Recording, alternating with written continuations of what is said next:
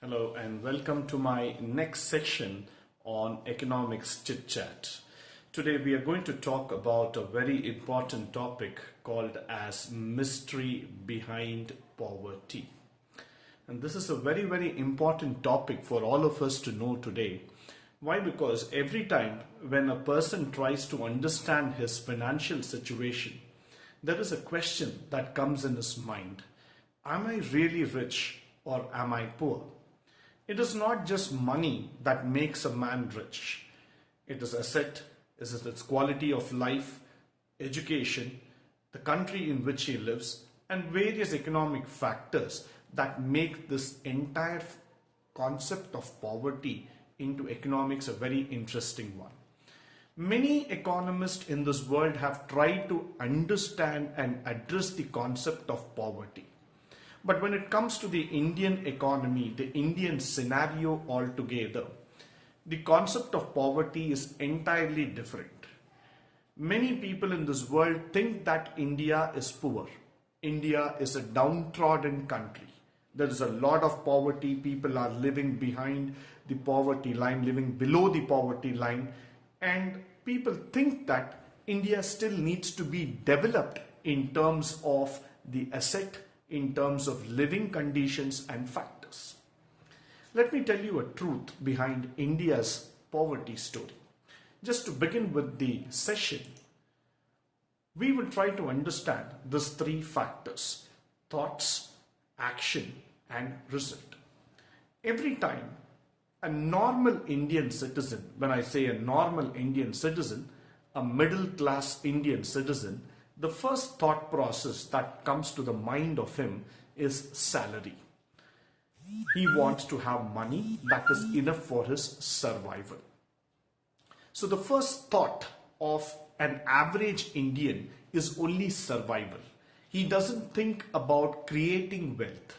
He doesn't think about a long time value of wealth creation. He just thinks at a very minute level where he tries to tell people that if I get a monthly salary, a regular monthly salary, I'm very happy. So his thought is an immediate factor of just acquiring money that can satisfy his needs and wants. So the thought itself is a limited factor altogether.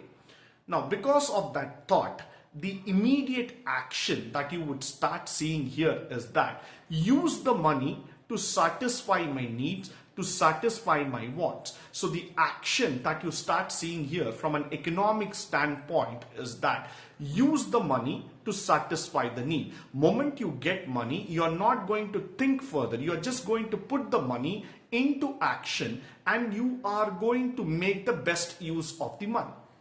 Now, when you put money into action, unfortunately, money does not work for you. You work for money. So what does money do is that it starts leaving you. It starts leaving the person in terms of bank balance. The result of that story is that at the end of the day, I don't have money in my bank, neither I have money in my hand. So the thought to action to result, if you start seeing, is that the net result is that I had initially thought that I don't have money and I finally land up on the result, yes, I really don't have money. So the simple concept here of poverty is that the very thinking of the human being, especially when I talk about the Indian mentality, the very thinking is that I don't have money and I end up really don't having money in any of my balances. This is the biggest problem of poverty because we think that we are poor. That is the reason we remain poor. It is not that we are inherently poor. Inherently, we are rich by culture, value, thoughts and everything. But the basic phenomenon of thought that I don't have money, I will not be able to survive further, that itself leads us into an emergency situation. And moment that money comes into it, it leads to the action of spending, which results in nil balance, which means till now we have not spent money in terms of investment. We have not thought about money in terms of growing it to its fullest value. So going forward, This is the reason why poverty happens. Thoughts leads to action, actions lead to result, and that is why poverty is still active in India. Now, the next one. What is that we need? So, can it be solved? Can poverty be solved? Can poverty be overcome within a period of time? The answer to that is yes. You just need a regular income. You just need for education and awareness, or you need a growth in quality of life. Now, these are the three factors that can actually start solving the situation altogether. If you start looking at advanced countries, developed nations, what they have tried to do here is that they have tried to create an atmosphere, an environment, an economic environment where people can try to get regular income through different means and as well as from the government support. Now, what happens in capitalistic countries is that they provide a means through which a person can work at multiple places and try to ensure that he gets income at regular interval. Now, when I mean by that regular income, it doesn't mean just the monthly salary. It means that you have the option to get money at regular intervals. That means you can work at different places, you can work on your skill, your talent can be exhibited somewhere, and you can make money out of it. So what is the main factor here is that we are not restricting people just by their education qualification or by the background. That is not needed. What needs to be restricted is the thought of becoming poor.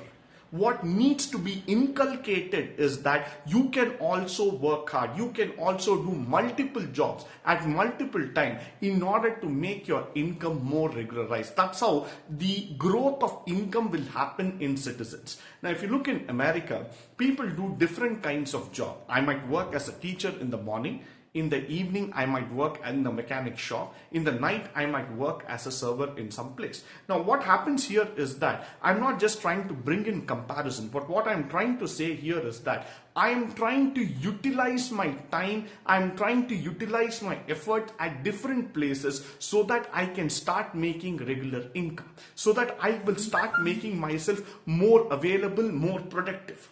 And for this, what do I need? Need for education and awareness. We are all educated.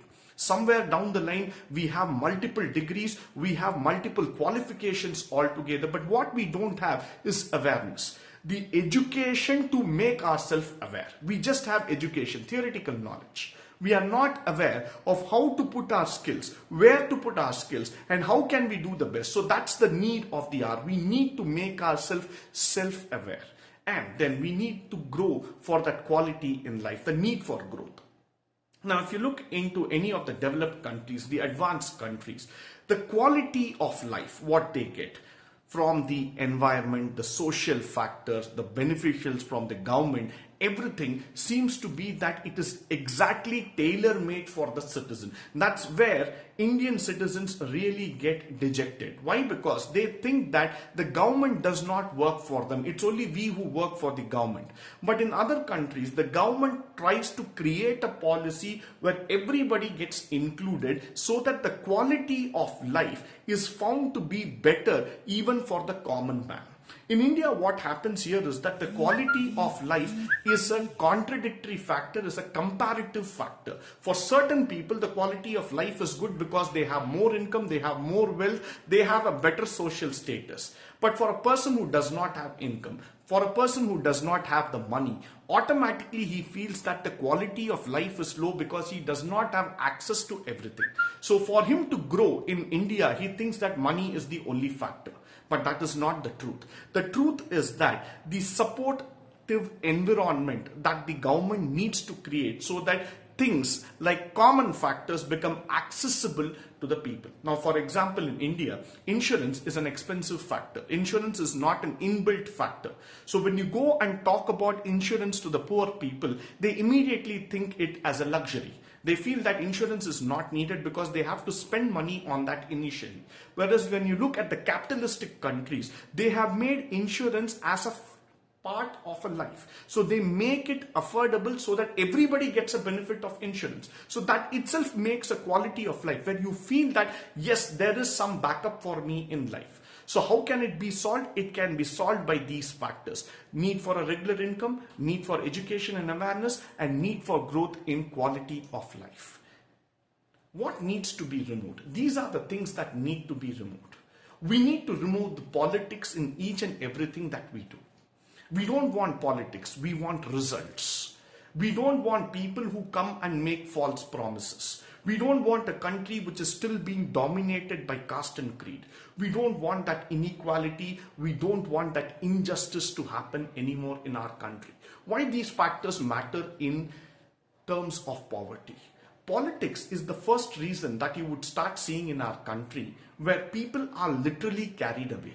They are just carried away by the factor that there will be a godfather or a godmother who will come out of the heaven and will solve the problem. Definitely not. What politicians try to do is only create a news, only try to create a hype about everything that they talk.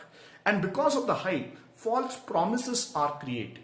To whom those false promises are created? They are created caste and creed specific, because they want to support their caste, their creed. They want to have their own system. They don't want to do equality to all. Because of that factor, it leads into inequality. The moment it goes into inequality, a sector starts feeling that other sector is benefited, I am not benefited. And because of this, it leads to injustice. Moment all these factors join together, the crime rate goes up because of poverty. Because one section does not get the benefit, that section becomes poor. The mentality immediately starts focusing towards doing all sort of illegal activities and other kind of activities through which they can start earning more. So automatically, when injustice starts setting into the system, inequality also starts going up. So these are the factors that we need to remove: politics, false promises, caste and creed, inequality, and finally the injustice factor.